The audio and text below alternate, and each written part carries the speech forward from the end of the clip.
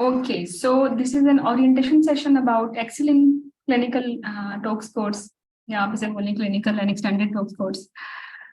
और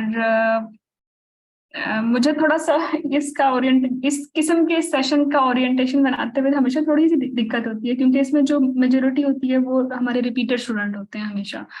post exam obviously जो students qualify नहीं कर पाते तो वही हमें ज्वाइन करते हैं, जो कर लेते हैं तो उनको हम अपने कंसल्टेंट ग्रुप में ऐड कर लेते हैं। तो how to restart the things again, ये तो हमेशा थोड़ी सी मेरे लिए चैलेंजिंग होते हैं। तो आप में से कौन कौन से कैंडिडेट्स हैं जो रिसीव कैंडिडेट्स हैं एफसीपीएस के? जी मैडम, मैं हूँ Shagufta. Okay, anyone else? Madam मैं हूँ डॉक्टर जूबिया, आपके प्रीवियस कोर्स से। ओके जूबिया, ओके जूबिया, किस डेट को एग्जाम था? मैडम मेरा 8th ऑफ जून। शगुफ्ता आपका?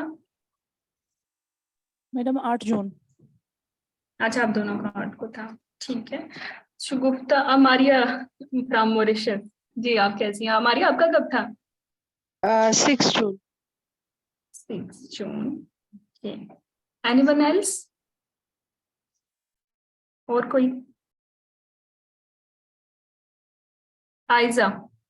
जी मैम, यस आइजा। आइजा आपका कौन? अच्छा 6 6 जून को, ओके। हमें हमारी क्लास मॉनिटर ने ज्वाइन नहीं किया कहाँ है वो? मेमुना ने ज्वाइन नहीं किया, ठीक है। मेमुना से कहना आइजा वो ज्वाइन करे एंड डायरेक्टली मुझसे बात करें, ठीक है। Yes ma'am. अच्छा रीटा, आप एमसीपीएस से हो? कमल भी, आप भी एमसीपीएस से। मरियम आप तो एफसीपीएस से हो ना? जी।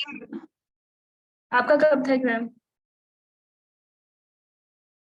नहीं मैम, मैं MCPS. Okay okay, one student of mine is from FCPS as well, same name. Palwisha MCPS, Rabe MCPS, Sadia एमसीपीएस।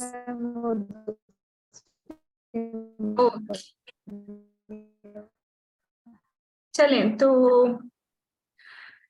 Start from कहाँ से स्टार्ट करें करना ही पड़ेगा स्टार्ट। अच्छा, जो ऑडियंस है ना for this excellent clinical course, obviously वो स्टूडेंट्स हैं जिनका एग्जाम या तो अगस्त में है, लाइक एमसीपीएस के कैंडिडेट्स, फर्स्ट टाइम कैंडिडेट्स, इसमें फ्रेश भी हैं, वो भी हैं जो दोबारा देंगे। और एफसीपीएस से जो भी इस कोर्स में है वो दे आर ऑल 100% रिपीटर्स, क्योंकि जो थ्योरी में अपेयर होंगे they have already joined in theory crash course, they are solving their past papers there. तो neither I would suggest them कि वो दो कोर्सेज ज्वाइन करें। तो I think they should get rid of theory first and then they should prepare for talks। सब exam में इतना time भी नहीं है, August is very near for theory। So जो ऑडियंस है ना आपके, जिन्होंने मुझे ज्वाइन किया, आई अज्यूम ये थोड़ी मैच्योर कैंडिडेट है ना, क्योंकि अगर आप एमसीपीएस के भी हैं तो इट हैज बीन 2 months आपका एग्जाम थ्योरी का रिजल्ट आ चुका है and you are preparing somewhere either with us या विद योर स्टडी पार्टनर या किसी और कोर्स में। और जो एफसीपीएस के रिपीटर्स हैं वो भी mature candidate in that sense कि एक दफा एग्जाम का उन्होंने टेस्ट रख लिया है ना। तो मुझे ये बताने की तो जरूरत नहीं है ना कि एग्जाम क्या होता है, क्लिनिकल कोर्स क्या होता है, एक्सटेंडेड टॉक्स क्या होता है ना, ऐसा ही है ना। डायरेक्टली हम एग्जाम पे, हाँ डायरेक्टली हम एग्जाम पे आ सकते हैं, ठीक है। सो थोड़ा सा बता दूं, ये जो कोर्स है एक्सेल कोर्स, इसकी ड्यूरेशन 45 days है। We will cover your June pool, जो 5, 6, 7, 8, 9 5 days जो एफसीपीएस के एग्जाम्स हुए हैं उसमें हम ये टोटल मिला लें तो रिपीट निकाल भी दूं तो 70 स्टेशंस बन जाते हैं। और इस कोर्स का मकसद है कि हम वो 70 स्टेशंस उस अंदाज से करें कि मतलब हमारी एग्जैक्ट कीज हो, और अगर सेम कोई भी गलती मतलब इम्कान ना हो कि आपको यही स्टेशन आपके एग्जाम में दोबारा आए और आप गलती करें। तो आई विल अज्यूम कि इस कोर्स में ये जो 70 स्टेशन है ना, ये आप में से हर बच्चा जो है वो उसको इस तरीके से अटेम्प्ट करे कि सक्सेस जो है ना वो श्योर हो जाए, ठीक है। सो 15 से स्टार्ट होना था, थोड़ा सा डिले कर लिया, आज है इसका फर्स्ट डे।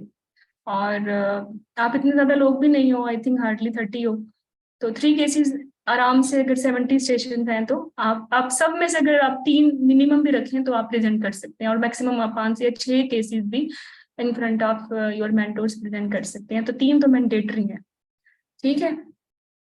दूसरी बात ये है कि जो एफसीपीएस के बच्चे हैं उनको मेरी एडवाइस ये है कि do not take your failure as a failure. आपने सिर्फ ये 100 और 1000 और तरीके ढूंढ लिए कि जो काम नहीं करते है ना, तो ये भी एक लर्निंग प्रोसेस है। So tell me the problems first one by one. आपने एक एग्जाम सर्किट निकाला है, जो एफसीपीएस के कैंडिडेट्स हैं उन्होंने रियल निकाला है, और जो एमसीपीएस के कैंडिडेट हैं उन्होंने सिमुलेटेड एग्जाम सर्किट निकाला है, ठीक है। मतलब एमसीपीएस के बच्चे कर चुके हैं ना हमारे साथ अपने एमसीपीएस का टॉक्स, जो दिसंबर और आपका सितंबर का पूल था 2022 का, with July FCPS, with November FCPS. तो एग्जाम सर्किट एक दफा आप फील कर चुके हो कैसा था, तो क्या प्रॉब्लम्स थी one by one, who will tell me? जी मैडम मैं क्या? बताऊं? हाँ बिल्कुल। अच्छा मैडम, इस तरह की मैंने ना मेरी ये सेकंड अटेम्प्ट थी। तो मैडम जब पहला नवंबर में जब मैंने दिया था ना, उसमें मुझे ये फर्क लगा है कि नवंबर में ये था कि हम जैसे टू द पॉइंट बात थी ना, और वो टू द पॉइंट ही थी। यानी हम जो बेसिक इन्वेस्टिगेशन मांग रहे थे और जो स्पेसिफिक मांग रहे थे ना, उसके ऊपर हमें बाय बाय नहीं कहा जा रहा था। मतलब वो दे भी रहे थे और वो कह रहे थे अब मैनेजमेंट बता दो बस, ठीक है ना। लेकिन इस दफा ये हुआ कि सर मैडम उसमें ही इतना टाइम, वाई के पूछने में ही इतना टाइम जाया हो रहा था कि हम देखिए मेरे कितने सारे स्टेशन के ऊपर मैनेजमेंट आधी हुई, और डेफिनेटली मुझे वहीं पता चल गया था मेरे पास नहीं होगा। फिर एक फॉरेस्ट प्लॉट आ गया, वो तो मुझे सिरे से ही बस एबीसी उसकी आती थी, बाकी कुछ नहीं आता था। तो वो भी एक तरह से समझे 10 नंबर तो वहीं से उड़ गया पूरे। तो ये वाला जो था ना, मतलब हर चीज पर वाई बहुत ही अच्छा, ये उसमें तो बहुत ज्यादा टाइम जाया होता है। मतलब ये लॉन्ग सारे तो लॉन्ग केस नहीं है ना, सिर्फ 2 ओके है। अच्छा, आपको ये मुझे नवंबर थोड़ा सा और मसला लगा। नहीं, देखिए नवंबर से भी मेरे पास एक कोई 30-40 स्टूडेंट्स हैं जिन्होंने क्वालिफाई किया, now they are part of consultant group. और जो जी मैडम। 8 ऑफ जून को एग्जाम हुआ था ना, उससे जी भी मुझे जो जिन्होंने ज्वाइन किया, जो आपके कोर्स से ज्वाइन किया है, 3-4 लोग हैं। मैं खुद 8 जून के एग्जाम से मैं थोड़ी खुद भी खपा थी। फॉरेस्ट प्लाट नहीं आपको पढ़ाया गया ना, मैं एज्यूम कर रही थी, हमने भी नहीं पढ़ाया, और आपने अपने ट्रेनिंग में भी नहीं किया होगा ऑब्वियसली। तो वो जी एक अनयूजुअल सा था, लेकिन वो मैंडेटरी स्टेशन नहीं था। वो अगर आप छोड़ के जी भी आए मैडम। हो हाँ तो जी। बच्चे बच्चे बच्चे पास में हैं, क्योंकि जी जो मैडम। भी 14 स्टेशन का सर्किट था ना, वो 14 कैंडिडेट्स का जो कोहार्ट उस दिन एग्जाम में बैठा था, उनमें से किसी ने भी फॉरेस्ट प्लॉट नहीं किया। तो फॉरेस्ट जी प्लॉट तो आपके पासिंग या फेल होने में इम्पोर्टेंट था भी नहीं, आपके शॉर्ट केसेस इम्पोर्टेंट थे। जी मैडम, बोले ना वो ना हर चीज में बाय, मतलब एग्जामिनर्स जो थी ना वो हर चीज में बाय एग्जामिनर ने तो करती थी। भाई तो मैडम एग्जामिनर वाई ने जो तो था ना भाई मैडम वो, जी मैडम वो करेंगे, वो मुझे हमें आइडिया है, लेकिन मैडम वो इतना वाई था कि वो ओके मतलब हर चीज हर इन्वेस्टिगेशन में वाई था। वो तो फिर ओके आपका बहुत सारा टाइम तो हमारा उसी में निकल गया। तो ऑब्वियसली उसमें हमारे भी मिस्टेक्स हैं, ये नहीं, लेकिन उसमें मुझे ये हुआ इतना ज्यादा, मतलब वो मुझे लगा जैसे लॉन्ग केस की डिस्कशन है। आपका नाम शुभुक्ता है तीन ना? चार शुभुक्ता। जी जी मैडम, हाँ शुभुक्ता, जी। ओके। तो शुभुक्ता, आपने मुझे बताया कि एग्जामिनर तंग कर रहे थे ना, आपका प्रॉब्लम ये है कि जी एग्जामिनर का फॉल्ट है। ओके, और कोई मसला? नहीं नहीं मैडम, एग्जामिनर का फॉल्ट नहीं है। मतलब मैं कह रही हूँ कि इस ओके, तरह की डिस्कशन थी कि मतलब जो ओके, मुझे आई लग रहा कैन था कि जी। अंडरस्टैंड। भाई पूछ रहे थे बहुत ज्यादा। अच्छा ये जी बताएं कि what was your centre? Lahore madam. Lahore. Lahore में तो भाई पूछना ही था, खैर एनीवे। और कोई आपको लगता है अपने पार्ट पे, चलो वो दिन आपका नहीं था, वो एग्जामिनर आपके नहीं थे, एक पेशेंट भी आपका नहीं था, अपने पार्ट पे कुछ सीखा कि what was deficiency inside you? जी मैडम, मुझे ये देख के ना ये आइडिया हुआ कि एक तो हालांकि जितनी भी तैयारी है ना इससे और अच्छी करनी हो, जो आपकी लाइनें हैं, जो मैंने आपका ये जो पिछला कोर्स मैडम लिया है एग्जाम से पहले वाला, इसमें जैसे सारे मेंटर्स बताते थे कि ये लाइनें रट ले मैडम, सारी रटी थी, लेकिन मुझे लगा कि इसको और जरा बेहतर, यानी कि मुझे लगा बस बोलें कि यही सारी टेक्निक है, तो इसको और जरा प्रैक्टिस बेहतर की करना है प्रैक्टिस बस। प्रैक्टिस का जी आपको लगा कि यू जी शुड डू मोर प्रैक्टिस? जी। ओके, हाँ जी, बस प्रैक्टिस देना चलें, और इससे बेहतर करनी है, मतलब इससे भी बेहतर करनी है कि आप वाई के जवाब इंशाल्लाह जल्दी इंशाल्लाह दे सकते बस। जी इंशाल्लाह। We can't stop examiner to ask why anyway. जी अब मैडम। आयजा, जी जुबिया मुझे बताओ, what was with you? Zubia आपका कौन सा सेंटर था? मैडम मेरा भी लाहौर ही था। हम्म, 8 और मैडम ओके। मेरा भी एग्जामिनर्स की तरफ से तो मैं बिल्कुल ठीक ही, वो तो ठीक ही होते हैं, उनका तो एक्सपीरियंस है, मुझे तो अपने अंदर ही हजारों खामियां लगी पहुंच के। नंबर वन, और नंबर वन, नंबर वन बताओ, सेकंड अटेम्प्ट या एक फर्स्ट अटेम्प्ट? फर्स्ट अटेम्प्ट थी मेरी। फर्स्ट अटेम्प्ट, और एक तो मुझे टाइम मैनेजमेंट में मुझे बहुत इशू हुआ। 10 मिनट्स में मैं वो सब टास्क कंप्लीट ही ना कर पाई, और उसकी वजह से मेरा मोराल 3-4 स्टेशन के बाद ही मुझे पता लग गया कि मैंने नहीं बचना है यहाँ पे, मैंने उड़ जाना है। तो मेरा मोराल बहुत डाउन था, और मेरी प्रैक्टिस नहीं थी इस तरह से। कोर्स बेशक लिया था, सुना भी सब था, नोट्स भी बनाए थे, लेकिन मैंने बोला नहीं हुआ था। तो वहां पे जो थी वो लाइंस मेरे मुंह से मुझे सोच के बोलना पड़ रहा था, तो वो परेशानी में और उल्टा सीधा मुंह निकल रहा था, और वो सब ऊपर नीचे हो गया। मतलब कि मैनेजमेंट में पूरी नहीं सुना सकी, वो क्लिनिकल केसेस में मैं समरी तक नहीं पहुंच सकी एग्जामिनेशन के बाद। और मैनेजमेंट में भी फिर उसी तरह से लेक ऑफ कॉन्फिडेंस की वजह से वो सब कुछ ही गड़बड़ होता चला गया, एक विशियस साइकिल ही स्टार्ट हो गया, जो कि फिर चलता ही रहा आखिरी स्टेशन तक। तो पहला पहला स्टेशन ही मेरा फॉरेस्ट ग्राफ था। उस पे तो खैर मुझे समझ ही ना आया कि क्या करूं, एग्जामिनर मुझे देख रहा था, मैं उसे देख रही थी, बस 10 मिनट ऐसे ही गुजरे उसमें तो। अच्छा, और मैंने तो फिर इसका क्लियर निकाला ना। ठीक है। ओके, चलिए सबसे बताएं। ज्यादा तो मुझे यही फॉल्ट लगा कि प्रैक्टिस की कमी थी, बोला कम हुआ था। तो 10 मिनट में आप सोच के नहीं बोल सकते, जो आपके रिफ्लेक्सेस बने होते हैं सिर्फ वो ही बोल सकते हैं, तो वो बनाने की जरूरत है। ये मुझे तो यही समझ आई जो मैंने वो अटेम्प्ट दिए उसके बाद।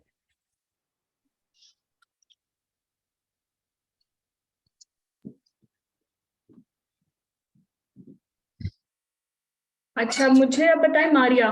मारिया, आपके साथ क्या हुआ था? Excuse me Yes, madam. ma'am. Actually, I did my preparation in such a way, but I didn't do practice like one to one that much present in an audience. I have that fear to present. I present to myself, but obviously there will be mistake in that. I will be missing something or something like that. So no one will be there to correct me when I reach in front of the examiner. So then the scenario was like, okay, I can do it. When then the confidence goes down, and then I start by it, and then haphazardly I'm telling the history. I know it's from my side. I couldn't like organize myself.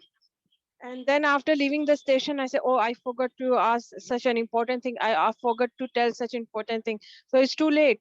And then time management, like for the patient, these two short cases.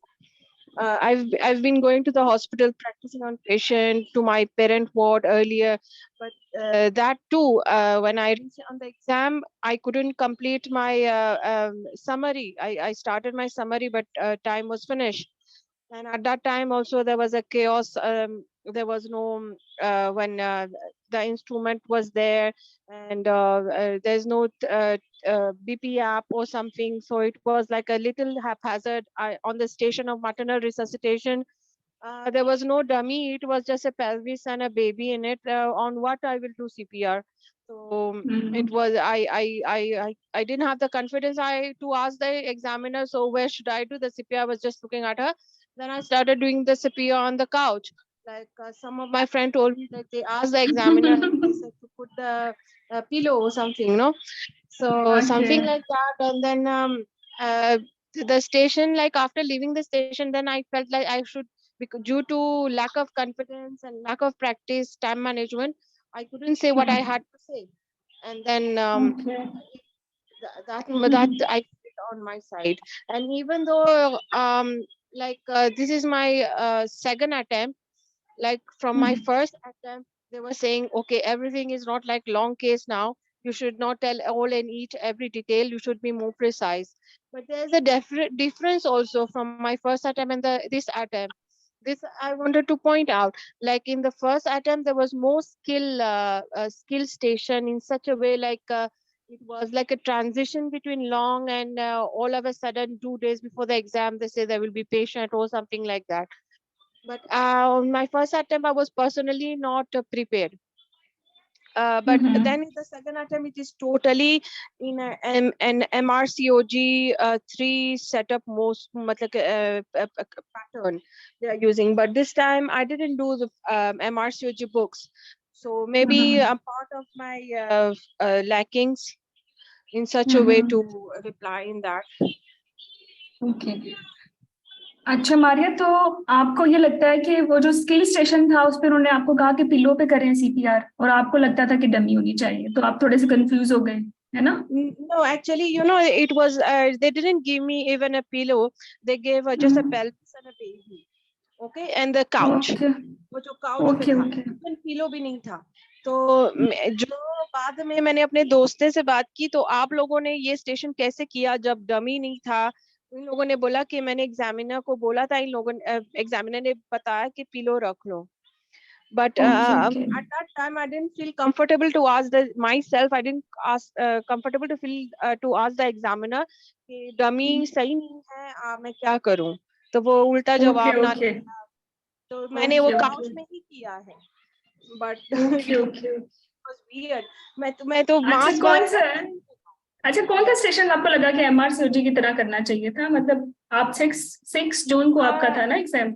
Yes, 6 June. I mean to say, जितना वो जो structured discussion वाले, और but okay, teaching I was comfortable with the teaching, breaking bug news या फिर audit, I was almost I comfortable will, with that. okay.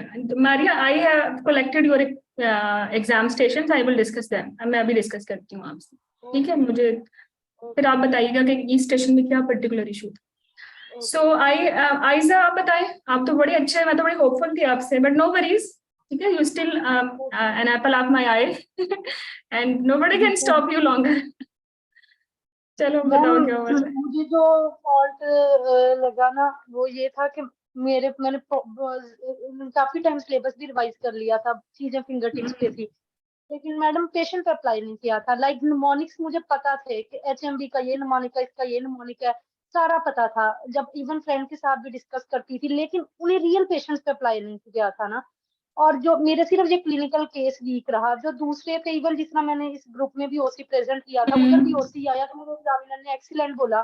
मैंने ए to जी से सारी गाइडलाइन का पूरा वो कर दिया ना, मतलब 2-3 स्टेशन पे उसने बहुत अच्छे वाला, मुझे लगा कॉम्पनसेशन हो जाएगी क्लिनिकल केस में ना, लेकिन वो कॉम्पनसेशन नहीं हुई उसमें।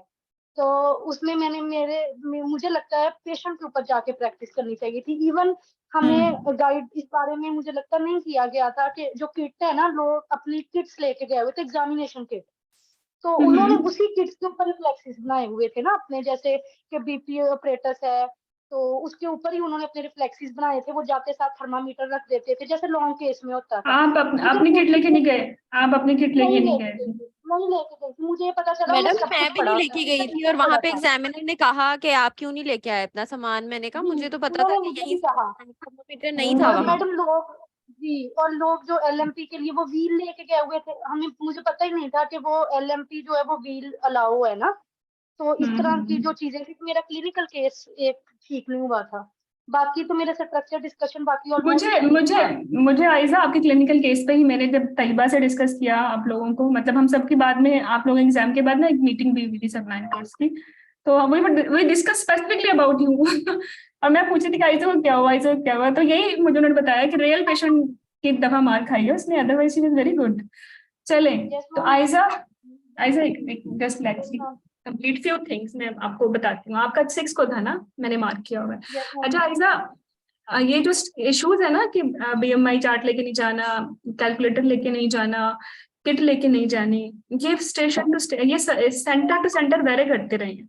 जो फाइनल कंसेंसस मैंने अपने कैंडिडेट्स को दिया था, व्हेन यू मस्ट, आपने मेरा ओरिएंटेशन सेशन सुना होगा क्रैश कोर्स का, मैंने पर्टिकुलरली आप लोगों को बताया था कि ये जो मर्जी कहें कि short case part of extended talks हैं, आपने इन दोनों केसेस को लॉन्ग केस लेना है।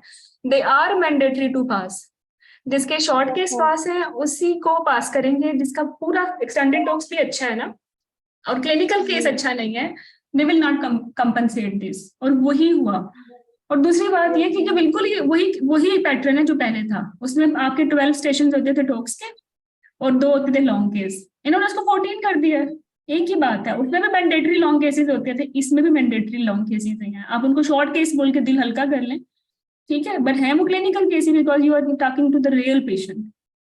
तो जो टेक होम मैसेज है ना, वो यही है कि आपने अपने आप को तो तैयार रखना है। मतलब आपने अगर बीएमआई निकालना सीखा ही नहीं है with simple pen and paper, or you are just dependent on BMI chart, तो यहाँ आप फंस जाओगे। अगर आपने एडीडी विदाउट कैलकुलेटर निकालना नहीं सीखी, फंस जाओगे। तो मैंने आप लोगों के रिफ्लेक्सेस ऐसे सेट करवाए थे कि विदाउट बीएमआई भी बीएमआई निकालो अगर किसी सेंटर में मना करते हैं, और विदाउट एनी ईडीडी कैलकुलेटर भी आप ईडीडी निकालना सीखो अगर आप किसी सेंटर में मना करते हैं। मतलब at the risk of any environmental issue आप अपने एग्जाम को पे गिव अप मत करें। और दूसरा, किट के बारे में मैंने आप लोगों को ये बताया था कि हमेशा अपनी किट पे प्रैक्टिस करनी है, और वो किट जो है वो जितनी पुरानी है उतनी अच्छी है, क्योंकि बहुत सारे कैंडिडेट्स ये करते हैं, नई चीजें खरीद के रख लेते हैं एग्जाम डे के लिए, और एग्जाम डे पर उससे एक्सपोजर नहीं होता। तो जिससे आप अपने डे 1 से जिन चीजों से प्रैक्टिस कर रहे हो ना, इवन डिग्निटी शीट भी जिनसे आपने पहले प्रैक्टिस किया, वही एग्जाम में लेके जानी है। अब ये एग्जामिनर, अब ये स्टेशन सेंटर पहले करता है कि they will allow you to use or not. मैं अपनी किट लेके गई थी, उन्होंने मुझे अलाउ नहीं किया, लेकिन मैं लेके गई थी, पड़ी तो थी ना बैकअप पे, और बहुत सारों को उन्होंने अलाउ कर दिया। तो टेक होम मैसेज ये है कि विदाउट ईडीडी निकालना सीखें, विदाउट बीएमआई निकालना सीखें, और किट साथ लेके जाएं, ताकि इन एनी वे आप उस दिन किसी इन्वायरमेंटल इशू की वजह से जो है आपके साथ जो है इश्यूज ना हो। ठीक है। और रियल पेशेंट तो मींस जान होते हैं केसेस की। मेरे तो जितने भी आप लोगों के साथ वर्कशॉप में होते थे, मैं कोशिश करती थी क्लिनिकल केसेस ज्यादा से ज्यादा आपके साथ मेरे आए। ठीक है। तो and I will make sure कि अब भी एक्सेल कोर्सेज में जितने क्लिनिकल केसेस हो वो आपके मेरे साथ आए, ताकि इसमें आप लोग ज्यादा कॉन्फिडेंस फील करें। चले, अच्छा तुम लोग जी असल में जो क्लिनिकल केसेस में जो एंटीनेटल का पेशेंट बिठाया हुआ होता है, उसमें हमारे पास सिर्फ एक स्टेम होती है कि एंटीनेटल पेशेंट है, इसकी हिस्ट्री लें, और उसमें कुछ नहीं बताया हुआ होता। उस पेशेंट को ओपन करना इतना मुश्किल होता है। पेशेंट हर चीज पे ना कर रही होती है, हर चीज पे नहीं, मैं ये भी नहीं कर रही, मैं ये भी नहीं कर रही, मैं कोई गोलियां भी नहीं ले रही, मैं मेडिसिन, मतलब उससे चीजें उगलवाने में बहुत टाइम लग जाता है। इसकी वजह से हम दूसरे स्टेशन पे भी गलत हो रहे होते हैं, क्योंकि वहां पे कोई इस तरह की स्टेम नहीं दी होती कि ये इस वजह से एडमिट हुआ है या ये, उससे सब कुछ हमने A to Z खुद उगलवाना होता है, और मोस्टली पेशेंट कोऑपरेट कर ही नहीं रही होती हैं। और कराची सेंटर में किसी को भी अंदर लेके जाने के लिए कुछ नहीं निकालता। अलीजा रियल एग्जाम होता ही ऐसे है कि एक पेशेंट आपके पास बैठा है, और ये आपका आर्ट है कि आप उससे पूछो what is your presenting complaint. आप वो डॉक्टर ही क्या है जो प्रेजेंटिंग कंप्लेंट नहीं निकलवा सकता। ये तो आर्ट है। मैम एक और मैम, कॉन्फिडेंस जो है ना, मैंने ये देखा कॉन्फिडेंस आपका बहुत मैटर करता है। जहाँ पे आप अपने गड़बड़ चीजों में करते हो, जैसे मैंने डाउन सिंड्रोम का पेशेंट था ना, मैंने उसे सीवीएस बोला, उसने कहा सीवीएस क्या है, मैंने कहा विलस सैंपलिंग किस चीज की, अब मुझे टोरियन वर्ड भूल गया। आपको मेरी ऐसी भी फ्रेंड पास हुई है जिन्होंने इतना नहीं पढ़ा था, लेकिन कॉन्फिडेंस लाइक वो दे वर बिहेविंग लाइक अ कंसल्टेंट। वो मुंह से जो बोलती थी उस पे वैसे ही अपने वर्ड्स बैक भी लेती थी कि I take my words back. मतलब उसमें वो कहती मिस्टेक की गुंजाइश नहीं है आपके पास, कि आपने एक इन्वेस्टिगेशन बोली फिर आप नहीं मैंने ये ले ली। मतलब कॉन्फिडेंस नहीं कि आपने पढ़ा ना, आपका बिहेवियर बहुत मैटर करता है। अच्छा, आपने बिल्कुल मेरे मुंह की बात छीनी है। Let me to complete now. आप ये जो आपने मसले कहे ना, मुझे पता था आपने यही बोलने हैं, मैंने भी लिखा हुआ लैक ऑफ प्रैक्टिस सबसे पहला मसला, दूसरा मसला टाइम मैनेजमेंट, तीसरा मसला कॉन्फिडेंस इश्यूज। ठीक है। और सबसे छोटा मसला जो मुझे लगता है वो है कि आपको अप टू डेट इन्फॉर्मेशन ही नहीं पता कि बोलना क्या है, कौन सी गाइडलाइन यूज करनी है SOGP की या जो TG की। बट एनीवे, मुझे ये लगता है कि ये सारे जो मसले हैं ना, जिनका जो कहते हैं ना मदर ऑफ ऑल प्रॉब्लम, वो है लैक ऑफ प्रैक्टिस। क्योंकि अगर प्रैक्टिस अच्छी है तो टाइम मैनेजमेंट अच्छी है। ठीक है। प्रैक्टिस अच्छी है तो कॉन्फिडेंस ऑब्वियसली इंप्रूव होगा, क्योंकि एक चीज में आपने 100 दफा की हुई है, कॉन्फिडेंस तो उसी का ही सरोगेट मार्कर है ना। ठीक है। तो ये जो कॉन्फिडेंस आता है ना, ये आता है कि प्रैक्टिस कैसे है, टाइम मैनेजमेंट कैसे ठीक होती है, प्रैक्टिस कितनी की है आपकी। अगर आपको किसी टॉपिक पे अच्छी थ्योरी है ना, तो कॉन्फिडेंस उसमें भी ऐड होता है। बिकॉज मुझे वो कहता है डायबिटीज का केस है, मैं तो बड़ी कॉन्फिडेंट फील करूंगी because I am good in diabetes. वहीं से मुझे पता है कि how to lead my case. तो ये सारे छोटे छोटे इश्यूज मिलके मतलब आपकी प्रैक्टिस को इम्पैक्ट करते हैं। तो if you are practising, it's mean आपकी टाइम मैनेजमेंट भी ठीक हो रही है, आपका कॉन्फिडेंस भी ठीक हो रहा है। ठीक है।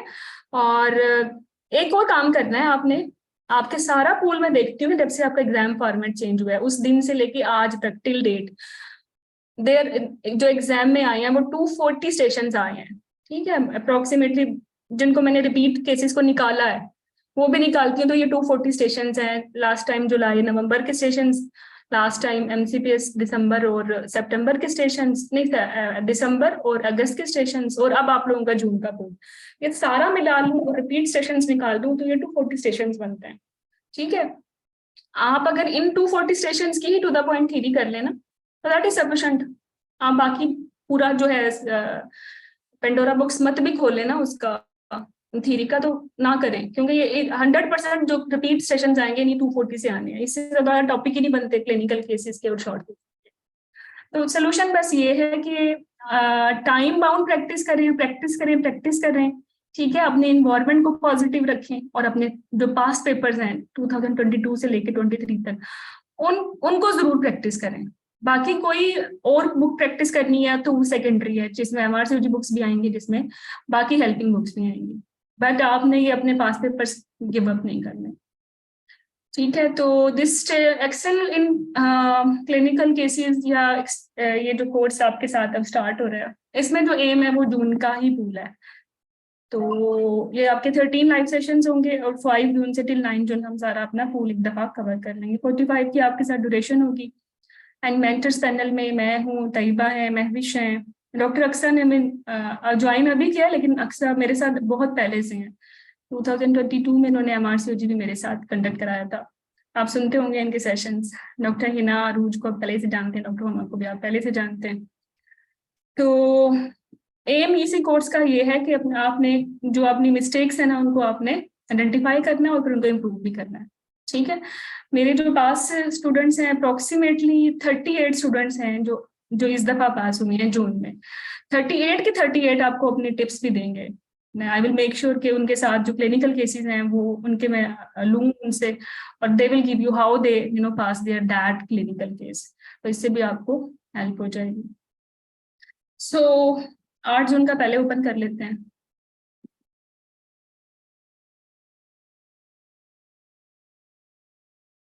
आठ जून वाले दिन बच्चे बड़े खपाते हैं चलो 8 जून वाले दिन, चलो अब आई है जुबिया एंड शुगुफ्ता। ठीक है, तो जुबिया मुझे बताओ स्टेशन नंबर 1, इन स्टेशन में मसला कहाँ हुआ था? मैं सिर्फ वो इश्यूज सॉल्व करूंगी जहां मसला हुआ था, क्योंकि वरना तो ये पूरा तो मैं आज डिस्कस भी नहीं कर पाऊंगी। ठीक है, tell me the station number, कौन सा प्रॉब्लम है? तब पढ़ लो पहले इन तीनों।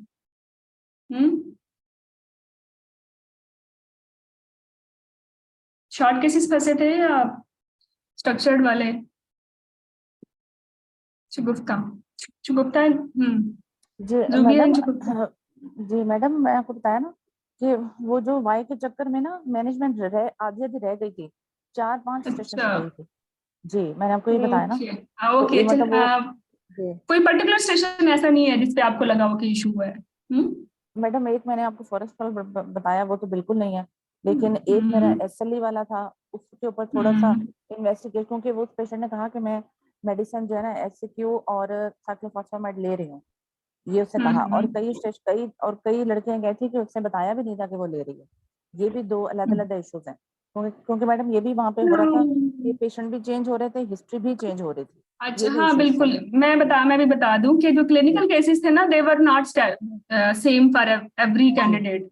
वो सेम सेंटर में भी डिफरेंट थे और वो सेंटर टू सेंटर भी डिफरेंट थे। जैसे कि जिस जो मैंने ओपन किया इसमें इनका था abdominal pain and last two still birth. आपका एसएलई विद था ना, एंटीनेटल पेशेंट विद एसएलई, नहीं मैडम, तो ये मेरा डिफरेंट। जो नहीं मैडम, ये मेरा स्ट्रक्चर डिस्कशन था। जो रियल पेशेंट ओके, था उसमें 38 इयर्स ओल्ड थी और अनीमिया के साथ थी, और 1 ईयर से हैवी मेंस्ट्रुअल ब्लीडिंग थी, और 2 मंथ से ना प्रोलॉन्ग साइकिल था, और उसका उन्होंने फाइब्राइड भी बताए थे, लेकिन वो बाद में केस जो है ना वो सीए का निकला था।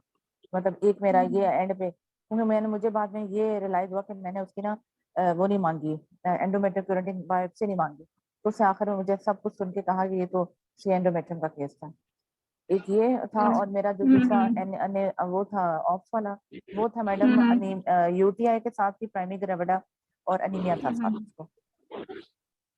अच्छा ठीक है, मैं ये तुम्हारे दो दोनों केसेस मैं करती हूँ डिस्कस। पहला केस जो एसएलई वाला था उसमें रियल पेशेंट थी। नहीं मैडम, उसमें ना रोल प्लेयर थी। और कमांड क्या थी स्टेशन पे? मैडम उसमें ये था कि हिस्ट्री लेनी है, ओके रोल प्ले से और इन्वेस्टिगेशन डिस्कस करनी मैनेजमेंट एग्जामिनर के साथ।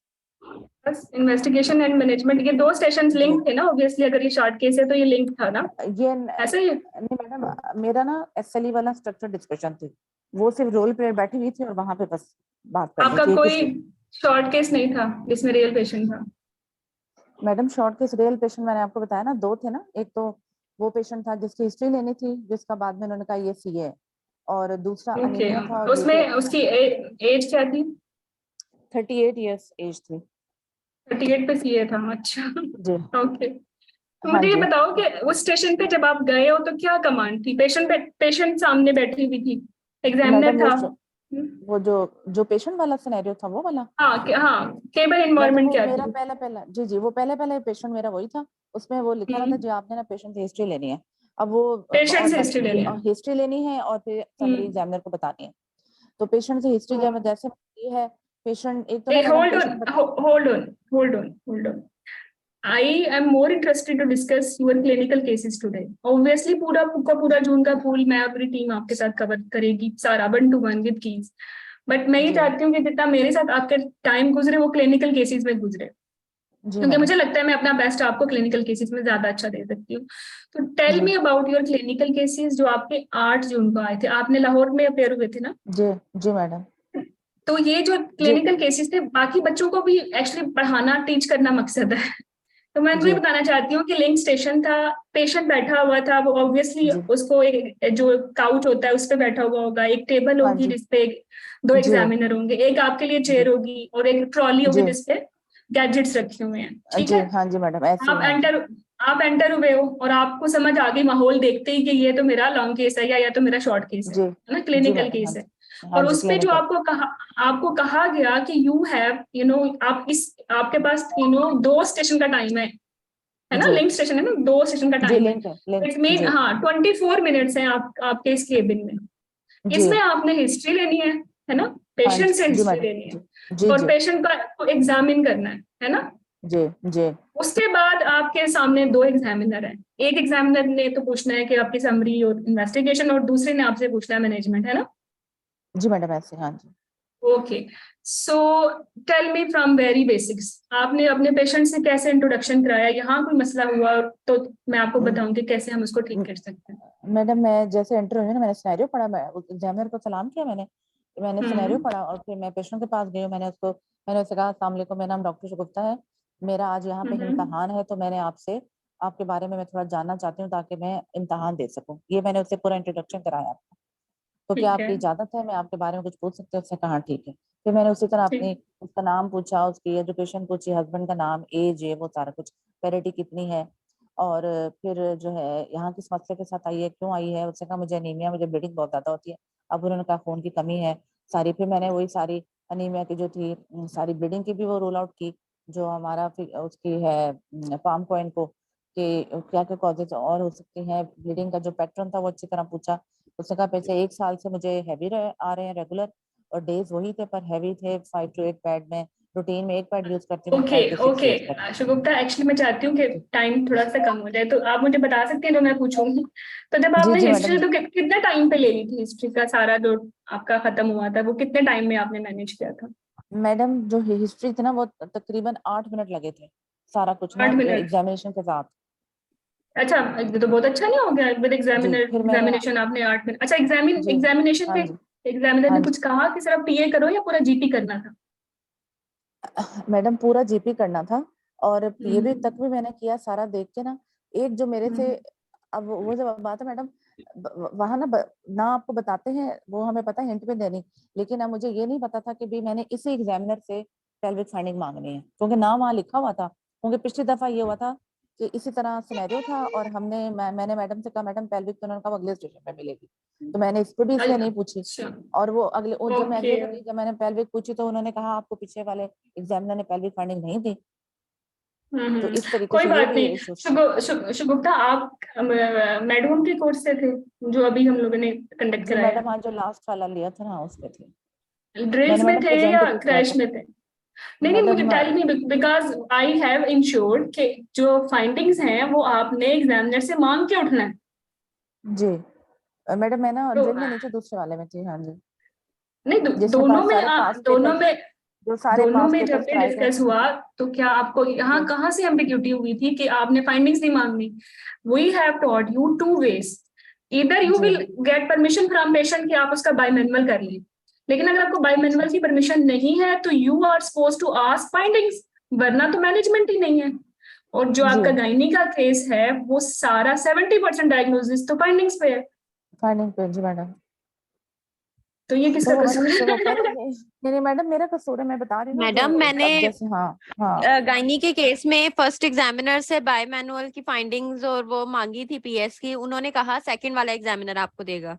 और फिर जब देख मैंने मांग सेकंड पे जाके मैंने कहा तो उन्होंने कहा आपको फर्स्ट वाले ने नहीं दी। मैंने कहा कोई नहीं बात मैडम, नहीं, उन्होंने मुझे कहा था कि आप देंगी। देखना मांगना मांगना फर्ज है, देते हैं नहीं देते it's their problem, you are bound to ask findings, या तो जी एग्जामिनेशन फिर करने उन्होंने दो दे दी थी, या सेकंड फाइंडिंग। एग्जामिनर ने दे दी थी मुझे। ओके, मतलब ये कोई प्रॉब्लम तो नहीं हुआ ना, किसी ने भी दे दी बट दे दी, आपने पूछा तो उन्होंने जी दे दी, आप नहीं पूछोगे वो नहीं देंगे। सिखाया ये जा रहा है कि पूछनी है, ठीक है? ठीक है ओके, मैडम। तो टाइम मैनेजमेंट तो हो गया 8 मिनट में, अगर आपने हिस्ट्री ले ली और एग्जामिन कर लिया तो डायग्नोसिस क्या बना? मैडम मैंने उसका पहला डायग्नो, अच्छा उसके ना सर मैडम वेट लॉस की भी ना ऑन एंड ऑफ हिस्ट्री देती थी, यानी एक होता है ना टिपिकल वेट लॉस की हिस्ट्री हो, उस तरह नहीं था। और सीए की भी उसकी फैमिली में ऐसा कोई हिस्ट्री नहीं थी। फिर मैंने सीए उसका तो बनाना भी ये नहीं है, सीए तो एंडोमेट्रियल बायोप्सी पे आएगा तू, आपने तो जी वो मैंने नहीं हिस्ट्री और मैंने मैडम एग्जामिनेशन बेस्ड क्या बनाया था? नहीं वट मैंने वट वर मैडम पहला फाइब्रॉइड बनाया था, दूसरा एडिनोमायोसिस बनाया था, और तीसरे पे जाके मैंने अच्छा, सीए बनाया था। फाइंडिंग्स पे क्या चीज थी जो पॉजिटिव थी और मैडम हिस्ट्री पे फाइंडिंग क्या पे ना चीज? मैडम हिस्ट्री पे यही फाइंडिंग थी कि जो है हैवी रेगुलर ब्लीडिंग है, और पिछले 2 महीनों से ना 15 दिन के लिए ब्लीड करती है, और फिर वो खुद ब खुद ब्लीडिंग सेटल हो जाती है। कॉन्सर्ट ये शॉर्ट है, सिर्फ टू हाँ मंथ्स जी का है। मैडम 1 साल से हैवी रेगुलर और 2 महीने से 15 दिन के लिए ब्लीड करती है, और उसके बाद ब्लीडिंग हम्म, रुक जाती है, फिर 15 दिनों बाद उसको ब्लीड होता है। ये 2 मंथ से। अच्छा, ओके, कोई कोई ऐसा रिस्क फैक्टर जिससे लगेगा ये सीए था हिस्ट्री में? मैडम जो मुझे अब जब मैं रिकॉल करती हूँ ना, वो यही था कि उसने कहा मेरा ऑन एंड ऑफ ना वेट लॉस की हिस्ट्री है, ये उसने उस नहीं वक्त नहीं भी मुझे दैट, दी थी। हाँ, यार वेट लॉस होता भी नहीं एंडोमेट्रियल कैंसर में, जी बहुत लास्ट होता है, ठीक है? जी, तो वेट लॉस की हिस्ट्री जो है ना वो मेरी है। लेकिन रिस्क फैक्टर से बता दिए है कि ओबीस थी, फैमिली हिस्ट्री थी, नहीं मैडम ओबीस नहीं थी, ओबीस टमोक्सिफेन, नहीं थी, कुछ भी नहीं फिर ले क्या रही थी था? मैडम। अच्छा नथिंग, अनीमिया कोई नल्ली कुछ भी नहीं नल्ली था पैरा मैडम, थी, कुछ भी क्या नहीं थी? था मैडम। पेरिटी भी थी उसकी, पैरा 6 थी, ऐसे था, ग्रैंड मल्टी थी। जो ओके, नो ये वरीज। मतलब हाँ और बायोमेडिकल फाइंडिंग्स क्या दी गई हैं आपको? मैडम बायोमेनर में मैडम ने कहा कि ये 12 week size 14 week size uterus है, एक एंटीरियर वॉल फाइब्रॉइड है और एक पोस्टीरियर वॉल फाइब्रॉइड है 5 × 5 सेंटीमीटर। 255, ठीक है, जी हाँ, एज 2 फाइब्रॉइड एक्सपेक्टेड। बताए। जी, चले, फिर मैंने अच्छा। पेशेंट से जरा पूछ के पीछे से आई थी कि भाई आप क्या चाहते हो, कि यूट्रस बचानी चाहते हो, या कि आप चाहते हो मेरा ऑपरेशन करके निकाल दे। हाँ ये मैं बात से पूछ कर आई थी पीछे से ना। तो उसने क्या जवाब दिया फिर? उसने ये कहा कि जो आपको बेहतर लगे पेशेंट ने। अच्छा, उसका कोई कंसर्न नहीं था इसमें, पैरिटी नहीं भी कंप्लीट है तो आपको भी समझ आ जी गई कि अगर जरूरी हुआ हाँ तो जी कर लेंगे इस एक्चुअली। जी तो एनी इशू मैनेजमेंट, यहाँ तक तो बहुत इजी है। जी मैनेजमेंट में कोई मसला हुआ आपको? मैडम मैनेजमेंट में ये हुआ कि जब मैंने उनको ये सारा बताया, उन्होंने कहा कैसे मैनेज करोगी। मैंने जो है पेशेंट से कहा कि मेरी वो है, मुझे एनीमिया होता है, तो मैडम उसमें मैंने उसको ये बताया कि यंग एज है, दोनों बताया उसको ना मैनेजमेंट में, कि भी अगर ये अब माइमेक्टमी के लिए जाएगी तो रिकरेंस का चांस भी ज्यादा है। इन्वेस्टिगेशन और में क्या जी था? इन्वेस्टिगेशन मैडम बताएं। इन्वेस्टिगेशन में ना उसकी हीमोग्लोबिन पहले 5 थी, उसके ऊपर उसको 4 ब्लड ऑलरेडी लगे हुए थे, तो उसके ऊपर मैंने उन्हें कहा कि मैं जी पोस्ट पोस्ट ट्रांसफ्यूजन 5 है? जी हाँ पोस्ट नहीं मैडम, ट्रांसफ्यूजन से पहले 5 है और ट्रांसफ्यूजन के अच्छा बाद अच्छा, 9 है, 9 हो गई प्री थी। ट्रांसफ्यूजन, प्री जी, ट्रांसफ्यूजन। तो ये मैंने उनसे कहा कि मैं इसे एडमिट करूंगी, इसका जो है ना सारा एमडीए सारी वो लूंगी, क्या वो और इसका एडमिट नहीं थी? एडमिट नहीं थी? नहीं मैडम, मैंने अब मैनेजमेंट पे बताना होता है ना, पेशेंट एडमिट वो करूंगी नहीं और बताना होता है, no MD. No no, if she अच्छा is already admitted you will say I will continue her admission, अच्छा प्रोलॉन्ग करूंगी ठीक एडमिशन। है एनीवे ठीक है एनीवे, मैडम। मुझे ये बताएं कि इन्वेस्टिगेशन से कैसे आपने प्रोसीड किया, शुरू से मैडम बताएं। इन्वेस्ट शुरू में मैडम उसी तरह जैसे मैंने उनसे मांगा, blood group, complete blood count, haemoglobin, total leucocyte count, platelet count, व हेपेटाइटिस सर्टिफिकेट, सीएससीबी, HIV, हाँ, फिर उसमें उसका MCV और MCHC, सीरम फेरेटिन, ये सारी चीजें मांगी। और फिर मैंने उसका जो है वो fasting blood sugar 1 hour postprandial मांगा, और फिर मैंने एब्डोमिनल पेल्विक स्कैन मांगा। शुगर क्यों मांगा, पोस्टप्रांडियल क्यों मांगा? मैडम वो हमारे एशियंस में है ना कि रैंडम तो इतनी अच्छी है नहीं उसकी स्क्रीनिंग, तो इसलिए फिर फास्टिंग बेहतर है। इस पे मैं इसको एग्जामिनर ने मांग कुछ नहीं कहा आपको? नहीं मैडम, इस पे कुछ नहीं कहा था। ओके, रैंडम खराब आए तो फिर आगे प्रोसीड करते हैं ना, या पेशेंट मोटी हो, या फैमिली हिस्ट्री हो, जी वरना तो मैडम, इस सबकी वजह से रैंडम उन्होंने, है। ठीक है, चलो, ठीक है और मैडम। बाकी और बाकी इन्वेस्टिगेशन मैडम, कैसे थी? मैडम बाकी उसकी वही स्कैन पे फाइब्रॉइड का था बताया, जो मैंने आपको साइज बताए। उसके बाद उन्होंने मुझे कहा कि इसको ना आगे लेके चलो, कैसे लेके जाओगे। वो मैंने उनसे ना दोनों एंडोमेट्रियल थिकनेस पे कमेंट किया कुछ स्कैन पे? जी मैडम, एंडोमेट्रियल थिकनेस 7 mm थी। 7 इतनी ज्यादा तो जी खराब नहीं है, जी। ठीक है। 2 तो फाइब्राइड है, मतलब मैं खुद भी सस्पेक्ट नहीं कर रही थी, यू नो। जी मैडम, मेरे तो सीए का बिल्कुल तीसरे नंबर पे मैंने रखा था, तो लेकिन अच्छा आखिर में जब किया। मैंने पूरा वाइवा दे दिया ना, उन्होंने मुझे उठते हुए कहा कि तुमने इसकी एंडोमेट्रियल बायोप्सी छोड़ दो, नहीं मेरे से मांगी, छोड़ दो, तो डोंट डोंट टेल मी नहीं व्हाट ये दे सीए सेड। है।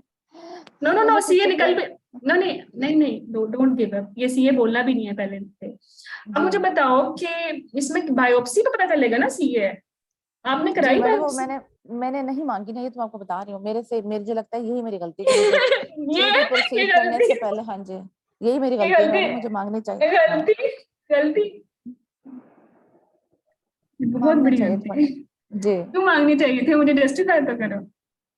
मैडम, इसलिए मांगनी चाहिए थी ना, अगर उसका सर्जरी के बाद हम्म, कुछ ऐसा निकल आता है तो फिर हम कैसे प्रोसीड करें, मतलब वो अच्छी बात अच्छा नहीं है ना। अच्छा, फिर अब कहाँ तक। आपकी मैनेजमेंट स्पाइक हुई है, क्योंकि मैं तो सोच रही थी यहाँ तक हम्म, आपकी हिस्ट्री एग्जामिनेशन तो हो गया 8 मिनट में, और आपने हम्म, सही लेके चल रहे हो, तो I was thinking why you couldn't qualify. तो मैडम मुझे आप आखिर में समझ आ गई थी मैनेजमेंट, जब उन्होंने मुझे हाँ, कहा ना कि तुमने नहीं मांगी, तो मैनेजमेंट मुझे में नहीं पता चल गया, मेरी गलती है, मैंने मांगनी चाहिए थी मुझे। सब मैडम मेरे कोई जहन बात से नहीं। स्लिप हो गया, हालांकि हम ये डेली बेसिस पे कर भी रहे होते हैं, लेकिन पता नहीं बस जहन से मेरे स्लिप हो गया, मैंने बिल्कुल अच्छा, इस तरफ ध्यान ही नहीं किया कि मैं मांग लूं। ओके, इट्स ओके, कोई बात नहीं, हम अपनी गलतियों से ही सीखते हैं, हर कोई कर सकता है गलतियां, गलतियां करने में कोई मसला नहीं है, ठीक है, बस उनसे जी सीखना है मैडम। हमने। अच्छा, ये मुझे बताओ कि आपके पेशेंट ने कहा पैरा 6 हूँ, 2 फाइब्राइड निकल आए, मर गई है ब्लीड कर करके, 4 एचबी है, जी 5 एचबी है, जी 4 ट्रांसपियन हो गई है, तो वो यार वेरी गुड। हम 38 पे हमने करनी तो सर्जरी है ना, या तो जी मायोनेक्टमी या हिस्टेक्टमी, व्हाट यू जी हैव चूजन, आपने इसमें से क्या चूज किया?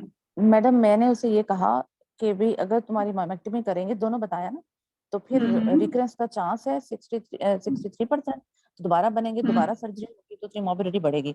लेकिन हाँ, इसलिए हम्म, आपकी क्योंकि फैमिली कंप्लीट है, अब आपको देखो एनीमिया भी साथ साथ हो रहा है, और ब्लड लगाने के हम्म। अपने हैजर्ड्स हैं, तो फिर मतलब ये सारा मैंने एग्जामिनर को बताया, तो मैं इसकी जो ना हिस्टेक्टमी करूंगी, ये मैंने उससे नो कहा नो था। नो, देखो शगुफ्ता, अब इसमें ये आपने नो नो, पेशेंट को आपने बोलना है I will discuss both option with my patient, क्योंकि हिस्टेक्टमी भी अच्छी बात नहीं है, बाद में वाल प्रोलैप्स लेके आ जाएगी, ठीक है, और ठीक है मैडम, प्रीमेच्योर ओवेरियन फेलियर हो जाएगा, चलो 2 साल पहले होगा, बट होगा तो सही ना। और डूइंग ठीक है hysterectomy obviously you are removing a very important part of her body, तो स्ट्रेट फॉरवर्ड जी तो बिल्कुल भी नहीं है। तो यहाँ हमने स्टेप वाइज ही जाना है, या तो पेशेंट मैडम, का स्टेप मुझे वाइज ही हिस्टेक्टमी गई करानी थी मैडम, ये दोनों है। ऑप्शन हाँ, मैंने डिस्कस किए। उन्होंने मुझे कहा तुम क्या करोगी, वो जो आखिर में फिर मैंने कहा मैडम फिर अब जैसे इसकी बहुत सारी प्रॉब्लम है, फाइब्रॉइड है, रिकरेंस का चांस है, एनीमिया है, तो हम्म, पैरिटी कंप्लीट है, मतलब फैमिली कंप्लीट है, तो ठीक है, ठीक मैं है, पेशेंट को हिस्टेक्टमी, ऑप्शन दूंगी कि ये हिस्टेक्टमी करा लें। ओके। लेकिन ना ये वाली बातें जो हैं बहुत सेंसिटिव हो जाती हैं, ठीक है, ये वाली जी बातें कि आप हिस्टेक्टमी अपनी तरफ से चॉइस से डिसाइड करें on the behalf of your patient, आपका मैं अपनी पेशेंट को एम्पावर करूंगी, शी विल टेक द ठीक है। Decision whether I should take do hysterectomy. मैं हिस्टेक्टमी के प्रोज एंड कॉन्स बताऊंगी, मैं मायोमेक्टमी के भी प्रोज एंड कॉन्स बताऊंगी, ठीक है, ठीक इट्स है। Equally up to her, both are standard treatment protocol, ठीक है। इफ हर ठीक है biopsy is okay, if her endometrial biopsy is okay, और why जी biopsy, because we are going to do invasive procedure because of HMP। अगर इस जी patient को मैं कहूँ ना फाइब्राइड है और HMP है ही नहीं, सिर्फ प्रेशर सिम्टम लेके आई है, आप इसमें बायोप्सी नहीं जी कर सकते, क्योंकि प्रॉब्लम HMP नहीं है। वो वाला जी मैडम, फाइब्राइड जिसमें HMP प्रॉब्लम है, और 90% फाइब्राइड HMP के साथ आते हैं, और your plan is any kind of surgery और manipulation with uterus, you are bound to do endometrial sampling, You will exclude malignancy, then you will proceed कि myomectomy करनी है, hysterectomy करनी है, because sampling will change your management. You will, जी madam, आपने hysterectomy तो करनी है, आपने फिर भी सभी करनी है अगर बायोप्सी में मसला आ जाए, है ना? जी मैडम, जी ये मैनेजमेंट एक कंसल्टेंट के लिए बहुत बड़ा ब्लंडर है.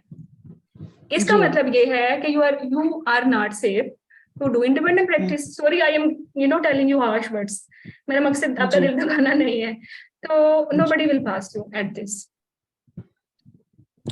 ठीक है मैडम, कोई बात नहीं, सीख लेंगी आप जिंदगी में. कभी भी तुमने बायोप्सी जो, और मैं आपको बताऊं, I was working in Peshawar, same 35 year की बंदी आई, दिल बड़ा था, हिस्टेक्टमी करके जान छुड़ाती हूँ, इतने बच्चे होते हैं पठानों के.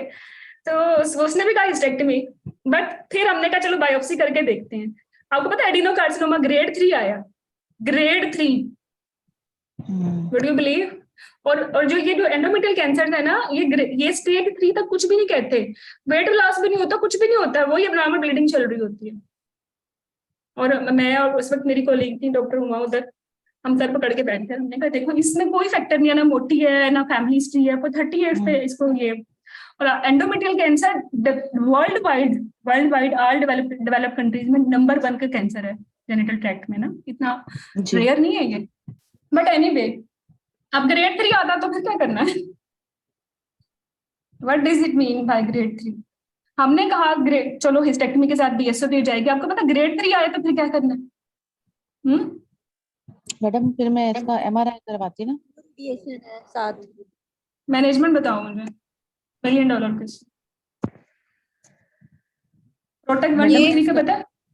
गायनेकोलॉजिकल ऑन्कोलॉजिस्ट डील करेंगे इसको. और हाँ जी, हाँ जी, जी ये एक Okay. कैंसर सेंटर में होगी जो सर्जरी है. मैडम. जो है ना स्टेज 1 और उसमें ग्रेड 1 और 2, ये तो मैडम जैसे गायनेकोलॉजिस्ट भी कर सकते हैं.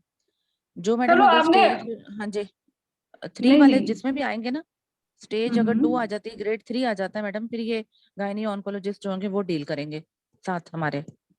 अच्छा मैं आपको बताऊं, गायनेकोलॉजी तब आते हैं जब सर्वाइकल इन्वॉल्वमेंट हो. ग्रेड 3 पे मसला नहीं है. ग्रेड 3 पे आप ही ने अच्छा। THBSO करनी है और इसको रेफर करना है फॉर प्रोटेक्ट 3. इसको आपने वॉल रेडियोथेरेपी नहीं देनी, जी आपने इसको कीमो रेडियो देनी है, और एक्सटर्नल बीम रेडियोथेरेपी भी होगी इसकी. That is the meaning.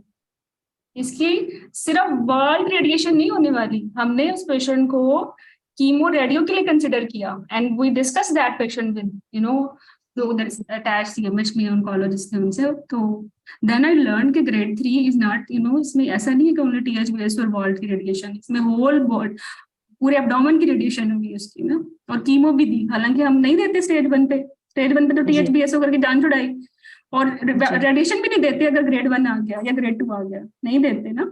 अगर जी अगर 1B है, मोर देन 50% इन्वॉल्वमेंट है, 50 या मोर देन 50, ठीक है, या फिर साथ में ये ग्रेड 3 आ गया, इसमें फिर हम जाते हैं आगे तो कौन सी रेडिएशन कौन सी इन्वॉल्व करनी है. बट एनी वो तो बड़ी स्टैंडर्ड बात हो जाएगी. ठीक है, मैंने आपसे सिर्फ एक केस शेयर किया है कि एंडोमेट्रियल बायोप्सी ने उसकी जिंदगी कितनी चेंज कर दी. अगर आप खुद अज्यूम करिए, if you are working in some periphery, आप कंसल्टेंट गायनेकोलॉजिस्ट हो, आप इस पेशेंट की मायोमेक्टमी करते हो, आपको पता है आपने क्या किया मायोमेक्टमी करके, तो इसका तो स्पिलिज हो जाएगा जी. इसको वहां बैठ जाएंगे हाँ जी. आप स्टेज, मतलब काम खराब हो गया ना. फिर वो केस जहाँ पे जाएगा, फिर कहेंगे शगुफ्ता नहीं किया है, फिर कहेंगे शगुफ्ता को बढ़ाया किसने, कहेंगे डॉक्टर हिराने बढ़ाया. तो फिर देखो फिर. चलो मुझे ओब्स का केस बताओ. मैडम ऑप्स का था, प्राइमरी ग्रेविटा थी, यंग पेशेंट थी, 30 हाँ जी 33 वीक्स पे थी बाय डेट, और फंडल हाइट भी थी 32 वीक्स की बन रही थी, और जो है वो भी अनीमिया के साथ थी, और उसकी HP थी 8.6. और आपने इससे बात की, इसने बताया प्रेजेंटिंग कंप्लेंट का क्या बताया? इसने कहा, हाँ जी, इसने मुझे कहा कि मेरा जो ना दिल की धड़कन तेज होती है, पेल्पिटेशंस हैं, और मुझे जनरलाइज वीकनेस होती है. तो फिर मैंने पेल्पिटेशन की सारी कॉज उससे रूल आउट की. तो ये देखो, अब अभी किसी ने मुझे बोला कि पेशेंट से खुद ही पूछना पड़ रहा था. भाई खुद ही पूछना है, वो नहीं बताएंगे कि ये सही नहीं है, वो नहीं बताते ना. हाँ, नहीं आपने उससे खुद ही है, हम कंप्लेंट आप पूछोगे. हाँ, तो कंप्लेंट से आप डेटा निकालोगे कि ये है ये है ये जी। है, फिर उसको मैच करोगे बाइंडिंग्स के साथ, रिस्क फैक्टर्स के साथ, final diagnosis with management according to the investigation. ठीक है, दे विल अच्छा। Never give you diagnosis in clinical case, you will enquire presenting. अगर जी। आप प्रेजेंटिंग कंप्लेंट बनाने में अच्छे नहीं हो तो फिर तो आप again you can't work anywhere. तो कोई प्रॉब्लम हुआ तो बता दो मुझे जल्दी जल्दी, हम फंसे हो अच्छा बता मैडम, दो। मैं बता रही हूँ मैडम, इसमें बताती हूँ। इसमें ना मैडम, इसका ये बर्निंग मैच्योरेशन या इसका ना कोई भी हिस्ट्री नहीं दी मरीज ने, लेकिन जब मैंने वहाँ इन्वेस्टिगेशन मांगी अगले स्टेशन पे, उन्होंने मुझे कहा इसको यूटीआई है। तो वो, और दूसरा है कि मैडम इसका जैसे अब पहले इसमें जो मुझे बाद में रियलाइज हुआ कि वो ये था कि जैसे मैं इसके अनीमिया को ट्रीट करने का बता रही थी ना, जैसे एक ब्लड उसको लग चुका था, उसके बाद 8.6 थी, तो मैंने कहा अब इसके अभी वो है, मैं इसको अभी आईवी आयरन दूंगी, इसको बिल्डअप करूंगी, साथ में थेराप्यूटिक में डाल दूंगी इसको। अभी मैं ये बता ही रही थी तो उन्होंने मुझे फौरन कहा। जी hold on, summarise your case, summary बताओ पहले। मैडम, नाम तो मुझे पेशेंट का याद नहीं है। Patient I mean XYZ, primary gravida 3 weeks, presented to me with complaint of shortness of breath and palpitation and generalized weakness since last 2 months.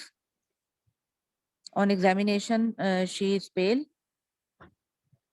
and on per abdominal examination, symphysiofundal height is 32 centimeter, longitudinal lie cephalic, and liquor seems adequate and fetal heart present, audible.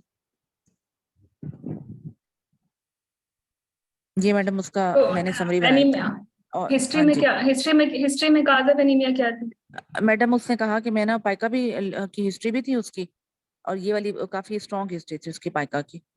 बाकी उसने कहा कि मैं चीजें जो है ना खाती हूँ लेकिन कम, जैसे फ्रूट्स वेजिटेबल दिए वो, बाकी ब्लीडिंग की कोई हिस्ट्री नहीं थी उसकी, हैवी मेंस्ट्रुअल ब्लीडिंग की भी कोई हिस्ट्री नहीं थी। तो और वाई मैंने उसे ये भी हाँ जी, मैंने उसे ये भी पूछा कि तुम्हारा, जी जी मैडम, वो मैंने फिर उससे पूछा ना, फैमिली में आपके किसी को थैलेसीमिया है, किसी खून के मसले हैं, हस्बैंड कजन मैरिज है, वो भी आउट ऑफ फैमिली थी।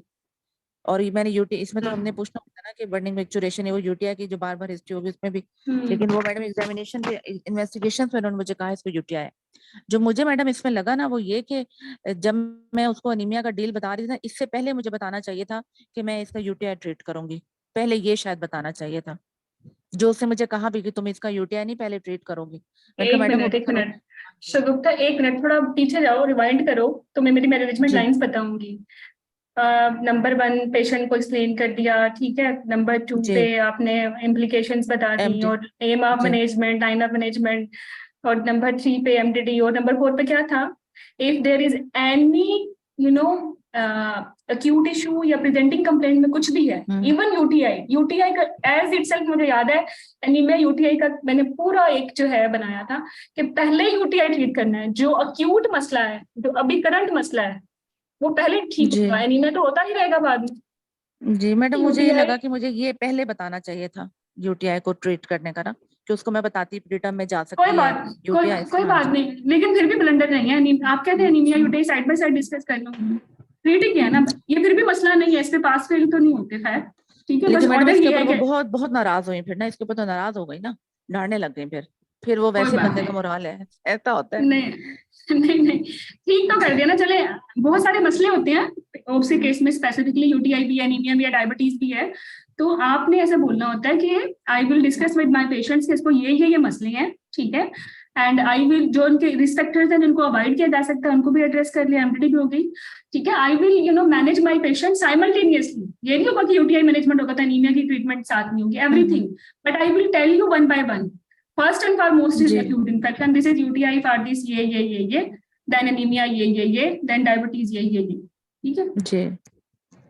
मैडम ये जो पहला वाला आपने जुमला बोला है ना, फिर मतलब मुझे यही सारा एग्जाम देके समझ आया कि जुमले बोलने बहुत जरूरी हैं, जो कि कहीं भी हमें लग रहा होता है ना शायद यानी हम ये पहले कर रहे हैं तो फिर वो करेंगे, नहीं, वो पहले एक ही जुमले में उनको बताना है कि मैं इसका, जैसे आपने बताया ना कि मैं इसकी ये चीजें साइड बाय साइड करूंगी। ये मुझे लगा कि ये वाली जो बात है ना ये बोलनी चाहिए थी, ये 2 बातें मुझे इस केस में लगी। हाँ जी, इंशाल्लाह you will do it next time. अच्छा, मेरा जो आप लोगों के साथ टाइम है ना वो हो गया पूरा, अब आपके जून के केसेस स्टार्ट होते हैं, बट एनीवे जो मुझे ये लगा ना, एक और बात की भी आप लोगों को मैंने सजेशन देनी है कि अगर एक स्टेशन खराब हो जाए ना तो इसका इम्पैक्ट दूसरे स्टेशन पे ना डालें, ठीक है। ये जो फॉरेस्ट वाले बच्चे हैं ना, जिनका ये स्टेशन आया ना, जिन्होंने अगले सेशन पे हिम्मत नहीं आ रही वो पास हुए हैं, और जिन्होंने वो फॉरेस्ट को ही बैठे रहे लेके हर सेशन पे दिमाग में, उन्होंने बाकी डुएबल सेशन भी खराब किए।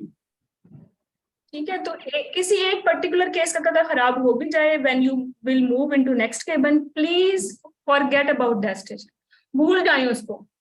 जब मैं खुद एग्जाम कैंडिडेट थी, मेरा सबसे पहले डाउन आया था, और उसकी काउंसलिंग, उसकी ना लीफलेट अप्रेजल था, and that was a very easy thing for me, but examiner से मेरा फ्रीक्वेंसी मैच नहीं हुई, बस वो डांटी जा रही थी मुझे तो बोलने ही नहीं दिया।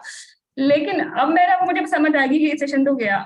ठीक है, तो दूसरे पे फिर मैंने कहा, मैं आई वाज मैंने उसको बिल्कुल भूल गई कि डाउन का कोई पहला स्टेशन था ही नहीं। मैंने उसी सेकंड स्टेशन को पहला काउंट किया। मैंने कहा onward no, I will not give up on any other station.